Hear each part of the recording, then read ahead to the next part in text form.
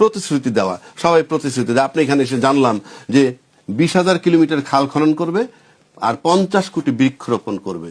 আপনি লিখে রাখেন, you just note it down. 5 বছরে আমরা 50 কোটি গাছ লাগানোর পরিকল্পনা করেছি। আপনারা এখন সারা দেশে 20,000 কিলোমিটার খাল আমরা খনন করব, তার মধ্যে শহর গ্রাম দুটোই পড়বে। আদৌ বাস্তবসম্মত কিনা আমি ইতিমধ্যে ক্যালকুলেট করলাম। 20,000 কিলোমিটার খাল খনন মানে যদি 5 বছর মেয়াদ পান, নাকি 5 কোটি, আপনি ভালো করে দেখেন 50 কোটি। আপনি টিভি স্ক্রলে দেখছেন, আপনি এখানে লেখা আছে কি কয় কোটি। এখন আসি শেষ করি আপনাকে।